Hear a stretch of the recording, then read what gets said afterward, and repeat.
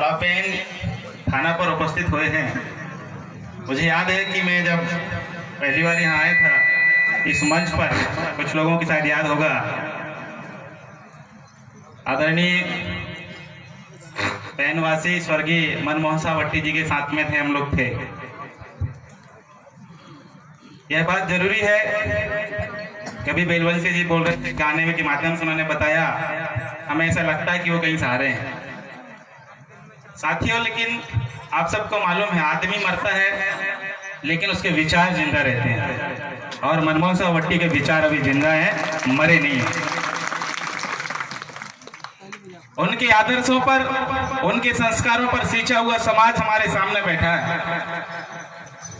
जिस स्वर्णिम समाज की संकल्पना हम कर रहे हैं कि एक ऐसे समाज का निर्माण किया जाए जो समाज गरीबी से दूर हो जाए, अमीरी के रास्ते पर खड़ा हो जाए, खोई हुई संस्कृति भूल के हम लोग जो जा रहे हैं, आने वाली पीढ़ी को हम लोग सुरक्षित कर सकें, ऐसा समाज हम सब लोग बनाना चाहते हैं, ताकि जो आने वाली जो पीढ़ी है, जो वंशज है हमारा, वो इस गोंडवाना भूखंड पर गौरव के साथ सीना तान के इस दुनिया के भीतर जी सके।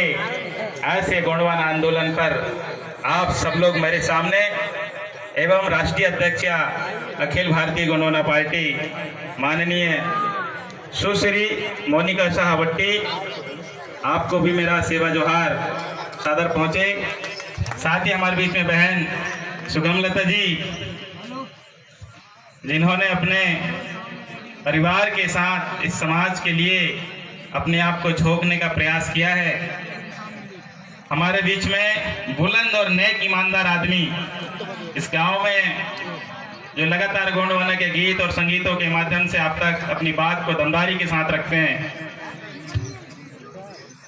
और आपने इनके गीत को, इनके बोल को अनेक तरीकों से, अलग अलग माध्यमों से इनको सुना, देखा है। बेलवंशी महोदय जी विशेष इनके लिए एक बार जोरदार ताली बजाएं, जो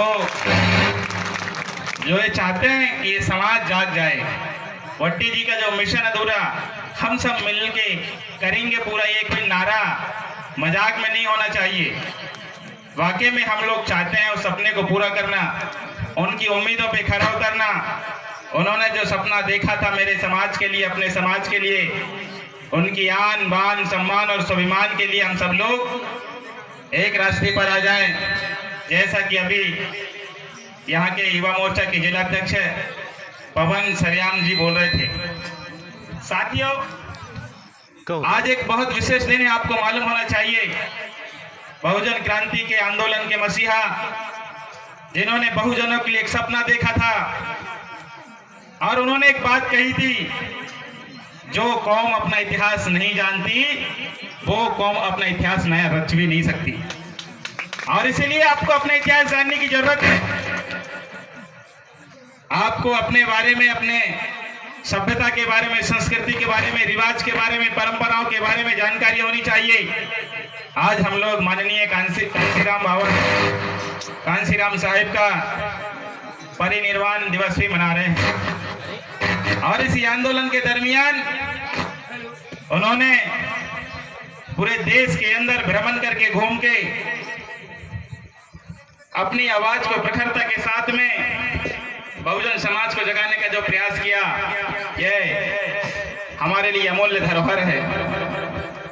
उसी के साथ में हमारे सिवनी जिले में एक आंदोलन हुआ था, उस आंदोलन को जंगल सत्याग्रह नाम दिया गया। उसमें रेणु भाई, गुड्डो भाई, भुट्टो भाई एवं बिरजू भोई, जिन्होंने महात्मा गांधी के पहले जंगल को बचाने का आंदोलन चलाया, अभियान चलाया, ऐसे मसीहाओं को, ऐसे हमारे समाज के शहीदों को जो देश के लिए मर मिट गए, सभी को मैं रावण साहू की ओर से एक बार पुनः सादर सादर सेवा जोहार, एवं आप सब लोगों को भी मेरा सेवा जोहार पहुंचे। साथियों,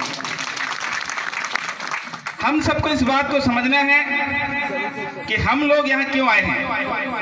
बहुत सारे लोगों को लगता होगा कि कुछ नेता आ गए हैं, बात करेंगे, बैठेंगे, सभाएं करेंगे, भाषण करेंगे, अपनी बात बताएंगे। साथियों, कांसीराम साहब ने बोला था कि जिस समाज की गैर राजनीतिक जड़ें मजबूत नहीं होती वो समाज कभी राज नहीं कर सकता। अर्थात हमारे समाज की गैर राजनीतिक जड़ें क्या है, इस बात को समझना पड़ेगा आपको। नाचना गाना तो एक बहाना है, समाज को जगाना है, ये हमारा मिशन है। जब तक हम लोग अपनी राजनीतिक चीजों को छोड़ के गैर राजनीतिक जड़ों को मजबूत नहीं करेंगे तब तक हमारा समाज का उत्थान नहीं हो सकता। और वो कौन सी चीजें हैं? वो चीजें हैं हमारे समाज की संस्कृति, सभ्यता, सम्मान, हमारे समाज को गौरव प्रदान करने वाली व्यवस्थाएं। उनमें अगर मुख्य आधार पर देखा जाए तो हमारे सामाजिक व्यवस्था की आर्थिक नीति, सामाजिक नीति, शैक्षणिक नीति, सांस्कृतिक गतिविधियों के साथ साथ में हम अपने समाज को कैसे शिक्षित कर सकते हैं, संगठित कैसे कर सकते हैं और संघर्ष कैसे कर सकते हैं। साथियों, आपको मालूम होगा, कुछ लोगों को याद है कि नहीं मुझे नहीं मालूम, लेकिन 2011 में सुप्रीम कोर्ट का एक जजमेंट आता है। उस जजमेंट को वेदांता का जजमेंट कहा गया। वेदांता एक बहुत बड़ी इंडस्ट्री है, एक कंपनी है।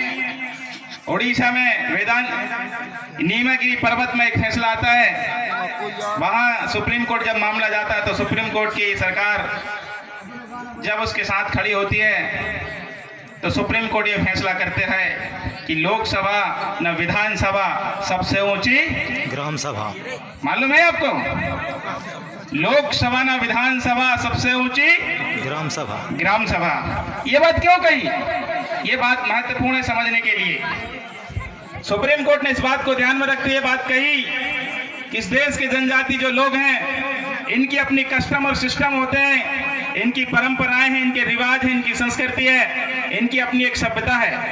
ये विशेष प्रकार से इस धरती पर जीने वाले लोग हैं, मान सम्मान स्वाभिमान के साथ जीने वाले लोग हैं ये लोग। इसीलिए इनके द्वारा लिया गया निर्णय, इनके द्वारा लिए गए फैसले, इनके द्वारा जो बात की जा रही जल जंगल जमीन की सुरक्षा, पर्यावरण को शुद्ध बनाए रखने की गारंटी सुप्रीम कोर्ट ने जनजाति लोगों को दिया। और वह बात आज तक हम लोगों को पता नहीं चली। ये बहुत गंभीर बातें हैं। कहने का आशा ये है, हम लोग बड़े गर्व के साथ नारे लगाते हैं कि मावा नाटे मावा राज, हमारे गांव में हमारा राज, हमारे देश में हमारा राज। क्यों नहीं चल रहा? फिर आपका राज का आपके गांव में नहीं चल रहा है, आपके गांव में आपके कानून नहीं लागू हो रहे, आपके गांव में आपकी सरकार नहीं है, आपके गांव के लोग संगठित नहीं हैं, आपका समाज एकजुट नहीं है।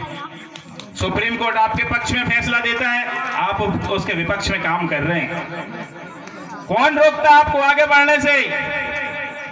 कौन ठाकुर, बनिया, ब्राह्मण, तेली, साहू, कुर्मी, कोई आपको रोकता आगे बढ़ने से?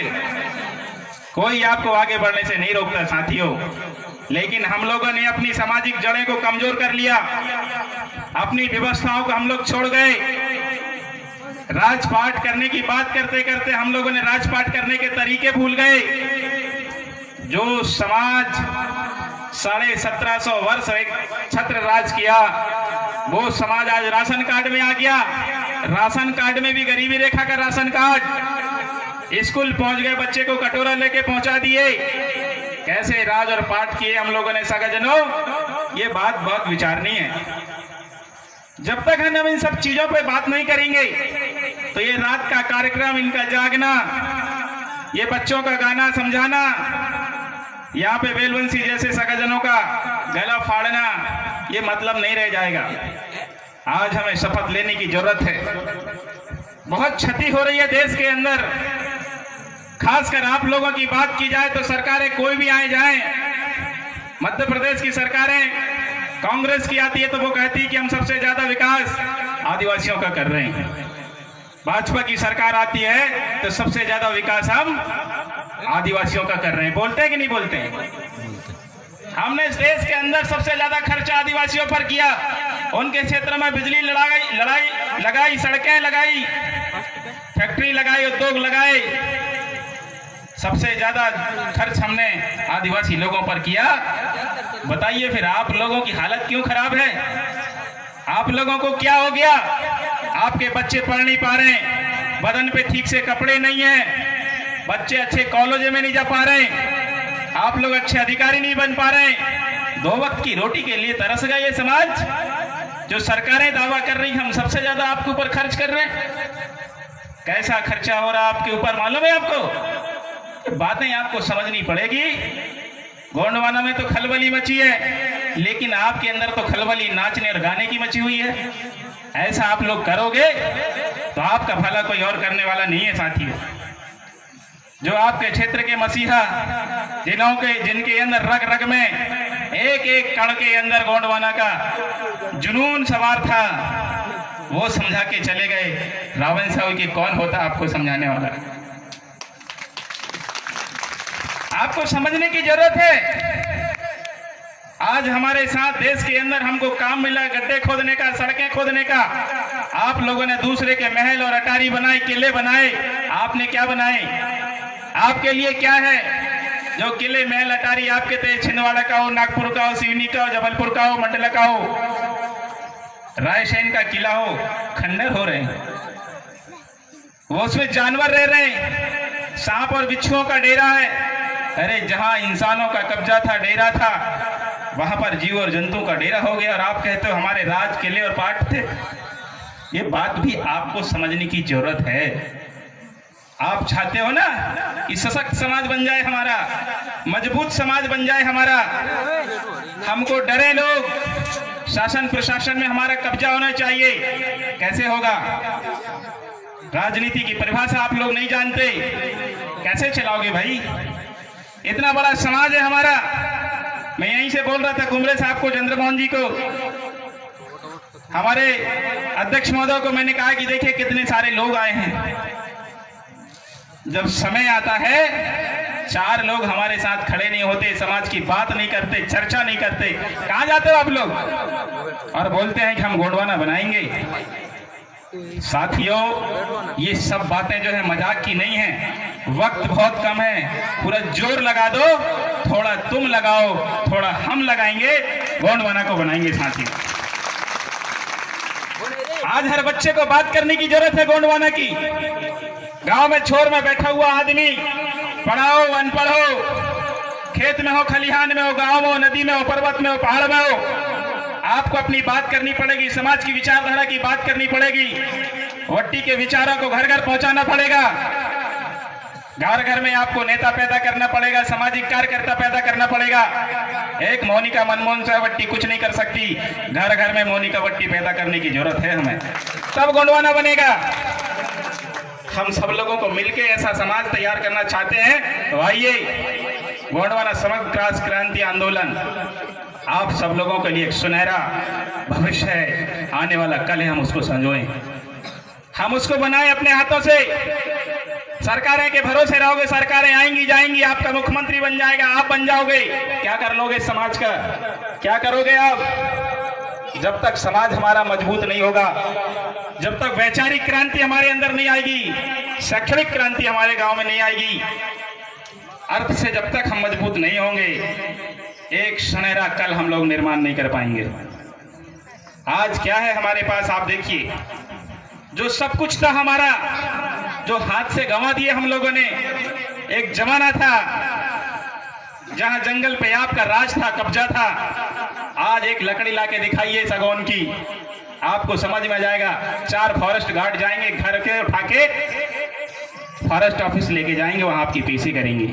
जो जंगल आपका था, जहां हल बखर, मकानों के लिए लकड़ियां, जलाने के लिए लकड़ियां, खाने के लिए पीने के लिए व्यवस्थाएं आप जहां से करते थे, आप बगैर मर्जी की आप गोंद तेंदु पत्ता नहीं तोड़ सकते। कहां पहुंच गए हम लोग? क्या हो गए हमारा को? जो चीज हमारी थी वो हमारे हाथ से चली गई।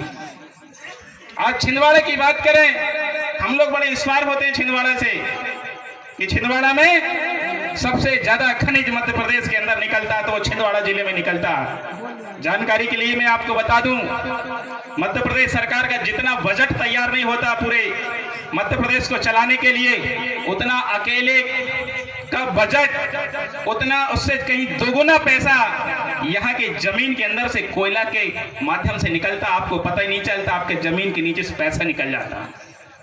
और आप लाइन लगाते हो ग्राम पंचायत के रोजगार सचिव के पास, मेरी तनख्वाह कब डलेगी, मैंने काम किया है, पैसा कब आएगा, आपके जमीन के आपको पता भी नहीं है। जाइए, पूरी जमीन को ऐसी तैसी कर दी इन लोगों ने। जहां जहां हमारा समाज रहता है, पन्ना में अगर सोना निकलता उस वहां पे ऊपर जो रहने वाला आदमी है वो हमारे समाज का आदमी है। बालाघाट में कापर और तांबा निकलता है तो वहां रहने वाला हमारा आदमी है। छिंदवाड़ा जिले में अगर कोयला निकलता तो वहां का रहने वाला हमारा समाज का गोंड भाई है। अगर कहीं सिवनी में बांस कट रहे हैं, लकड़ी कट रही है तो वहां रहने वाला हमारा गोंड समाज का आदमी है। जहां जहां हमारा समाज रहता है वहां धरती ने बहुत खनिज और संपदा दी हम लोगों को। इसलिए दी नहीं है कि अमीरों को खिलाओ, इसलिए दी नहीं है कि उद्योगपति यहाँ के ले जाएं। प्रकृति ने आपको वरदान दिया है कि मुझे मेरा उपभोग करके आप अपना जीवन चलाएं और आपका उपभोग सरकार कर रही है। ताली बजा रहे कि गाली बजा कर दे रहे हो, बजाते हो तो ठीक से बजाया करो, नहीं तो मत बजाया करो। समझ में नहीं आता कि मेरे कौन है दूसरे कौन है। आधे मेरे इसी मंच में लग रहे हैं, आधे किसी और के लग रहे हैं। यही हाल हुआ है हमारा। राम और रावण का युद्ध हुआ, आधा आदिवासी रावण की तरफ, आधा आदिवासी राम जी की तरफ। लड़े मरे आदिवासी, राज करे रामचंद्र जी। यही यहाँ कुछ लोग बैठे हैं, आधे बजा रहे हैं, आधे गाली दे रहे हैं। समझने वाली बात है, कौरव और पांडवों का युद्ध होता है।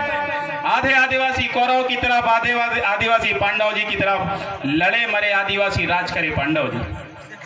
ये चीजें समझना आपको। सेना के बॉर्डर में भी यही हो रहा। छत्तीसगढ़ के दंतेवाड़ा वाला बेल्ट, बालाघाट का बेल्ट, गढ़चिरौली वाला महाराष्ट्र का बेल्ट जब आप देखेंगे तो एक साइड सेना में जो खड़ा हुआ उस पार जो आदमी है वो हमारा समाज का है। खेत में जो काम कर रहा वो आदमी हमारा। गोली उधर से चले या गोली इधर से चले, मरेगा तो आदिवासी, हमारा समाज का आदमी। इसीलिए साथ ही आपको समझना है कि आधा आदिवासी कांग्रेस में है, आधा आदिवासी भाजपा में है। लड़ो मरो तुम, राज करेगा कांग्रेस और भाजपा। आपका कुछ भला होने वाला नहीं है। मैं समाज को कहना चाहता हूं, हमारे अपने लोगों को कहना चाहता हूं, अभी चुनाव आने वाला जनपद जिला पंचायत सदस्यों का। मुझे मालूम है पीले गमछे लगा के आप लोग जय सेवा करेंगे मेरे भाइयों से, मेरी बहनों से बोलेंगे जय सेवा भाई, मैं भी आपका आदमी हूँ। आप गोंडवाना के नाम से चुनाव जीत जाओगे, जिला सरपंच बन जाओगे। आप गोंडवाना के नाम से जनपद सदस्य बन जाओगे, जिला पंचायत सदस्य बन जाओगे। जीतने के बाद में हमारे लोग कमलेश और कमलनाथ की झोपड़ी में जाके घुस जाते हो। ये कैसा हो रहा है हमारे समाज के साथ में? हम क्या कर रहे हैं हमारे समाज के साथ में, इस बात को समझना। बहुत सारे लोग हैं, मेरा जिला कोई दूर नहीं है यहाँ से। यहाँ का जो बॉर्डर है 35 किलोमीटर है, सिवनी का बॉर्डर। मुझे सारी रिपोर्टें आती हैं। हम पूरे मध्य प्रदेश के छोड़ के बाहर भी घूमने जाते हैं। यही पूरे देश में हो रहा। जहां जहां हम लोगों ने गलती की वहां वहां दुश्मन ने आके राज और पाट किया है। हमने भूल की, हमने दुश्मन को अपनी जमीन पे बसाई, दुश्मन ने हमको उजाड़ दिया।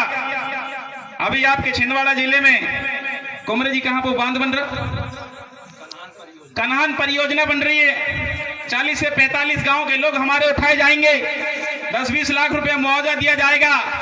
लेकिन उस मुआवजे में जब उठाओगे आप दूसरी जगह जाओगे, मालूम है आप क्या क्या खत्म करने वाले हो? आपकी संपदा खत्म हो गई, वहां से आप जंगल जमीन के मालिक नहीं हो। आपके पुरखे गड़े हैं, नरे गड़े हैं, आपके आजापुर राजाओं की हड्डियां गड़ी हैं, आपकी पहचान है वहां। दूसरी जगह आप बस जाओगे, आपकी पहचान खत्म हो जाएगी। फिर आपको लोग बोलेंगे फिरंगी लोग हैं ये लोग। जहां आप नई जगह में बसोगे वहां आप मालिक कहोगे अपने आप को कि हम यहाँ के मालिक हैं? आपको फिरंगी बोला जाएगा, आपको बंजारा बोला जाएगा। और ज्यादा नाटक करोगे तो गोली से भूंज दिए जाओगे और फोटो लगा के बोलेंगे ये आदिवासी लोग हैं। ये हालत हमारे साथ होने वाली है। ये प्लानिंग है। योजनाओं को आप समझते नहीं हो। एक अभियान चलाया जा रहा है अभी आरएसएस के द्वारा। वो संगठन ये कहता है कि सारे देश के आदिवासी हिंदू लिखें। क्या लिखें? बहुत सारे लोग बैठे होंगे, बुरा लग सकता है, सवाल कर लेना मुझसे, मेरा व्हाट्सएप नंबर ले लेना, सारे सवालों का जवाब दिया जाएगा। एक भी आदमी को बिना सवाल के जवाब दिए हम छोड़ेंगे नहीं। चैलेंज कर रहे हैं हम लोग। एक भी आदमी हमारा हिंदू नहीं है। अभी जनगणना में आपको इस बात को सावधानी रखनी है। यदि आप लोगों ने हिंदू लिखा तो आपकी संस्कृति मिट जाएगी, आपकी पहचान खत्म हो जाएगी, आपका कस्टम और सिस्टम खत्म हो जाएगा। जो कॉन्स्टिट्यूशंस के अंदर जो राइट्स आपको दिए हुए हैं, भारत के संविधान के अंदर, चाहे आर्टिकल 13(3) का की बात करें जिसमें आप रूढ़ी और प्रथा की बात करते हो, एक आर्टिकल उसमें 275(1) आता है जिसमें आपको बजट अनुमोदन किया जाता है, अनुदान दिया जाता है सेंट्रल गवर्नमेंट की इंडिया की तरफ से, और उसी के माध्यम से हमारे पास वर्ल्ड बैंक का भी पैसा हमारे समाज के डेवलपमेंट के लिए आता है। ये जो राइट्स हैं आपके, जो विशेष आरक्षण आपको मिल रहे हैं, 340 में विशेष उपबंध आपके लिए जो दिए गए हैं, वो उन उपबंधों से आपको बाहर कर दिया जाएगा और फिर आपको गरीबी रेखा से भी खत्म कर दिया जाएगा। आपको समान, अभी एक कानून का एक बहुत आंदोलन चल रहा था पिछले 2018 में, हम लोगों ने देखा कॉमन सिविल लॉ कोड, एक कानून आने वाला था, समान नागरिक संहिता। इस देश के अंदर अलग से कोई कानून नहीं चलेगा। उनका कहना था कि आदिवासियों के कानून जो अलग से है, एट्रोसिटी एक्ट है, से खत्म कर दो, कॉमन सिविल लॉ लाओ। जब सारे इंसान एक से हैं बोले तो हमको अलग से क्यों, हमारे सजा देने के लिए एट्रोसिटी एक्ट क्यों बना, इनके विशेष आरक्षण क्यों मिलता है? आपको मालूम होना चाहिए साथियों, आपके साथ में बैठने वाले, उठने वाले आपके दुश्मन हैं। आपको ये भी पता होना चाहिए जिन जनप्रतिनिधियों को आप वोट देते हो, जिताते हो, वो आपके खिलाफ में जाके विधानसभा में और संसद में कानून पास करते हैं और आपको कहते हैं कि हम आपका भला करने वाले लोग हैं, हम आपका साथ देने वाले लोग हैं, हम आपकी समस्याओं में खड़े होने वाले लोग हैं। क्या ये लोग आते हैं कभी पूछने के लिए आपको? ये बात आपको समझनी पड़ेगी, जानने की जरूरत है। आज हमारे पास वक्त बहुत कम है। यदि हमने दोस्त और दुश्मन की पहचान नहीं की, समाज मिट जाएगा। आज यकीन नहीं होता कि हम लोग राजा थे, हमारे चेहरे में सिकन है, किसी का चेहरा फूल सा खिला हुआ नहीं है। जो समाज चमक के साथ जीता था, कोई गम उसके अंदर नहीं होता था, खाने की टेंशन नहीं, पीने की टेंशन नहीं, जीने की टेंशन नहीं, खुशहाल समाज आज कैसा हो गया है? बेबस, लाचार, उसके साथ हो रहे हैं अत्याचार। पुलिस में जाते हैं तो थाने में रिपोर्ट नहीं लिखी जाती है, तहसीलदार बात को नहीं सुनता, कलेक्टर आपको बुलाता नहीं है, आप बुलाते हैं वो आता नहीं है, आपके खिलाफ मुकदमा दर्ज होता, सीधे आपकी बात बगैर सुने जेल के अंदर डाल दिया जाता है। जिस समाज ने लाइन लगा के राशन की दुकान में हम लोग खड़े, समय पे राशन नहीं मिलता, एरा गैरा, नत्थू खैरा, अटवारी पटवारी, चपरासी, कांस्टेबल के पीछे घूम घूम के हम लोग समय बर्बाद कर रहे हैं। यदि ऐसा करते रहे हम लोग, यदि हमने अपनी सामाजिक जड़ों को मजबूत नहीं किया, अपने रिवाज, परंपरा और संस्कृति की व्यवस्थाओं को जाना नहीं, तो ज्यादा वक्त नहीं है समाज को खत्म होने के लिए। अभी आप लोग सिद्ध नहीं कर सकते कि हम किस व्यवस्था के मानने वाले लोग हैं। हम लोगों ने सब खत्म कर दिया।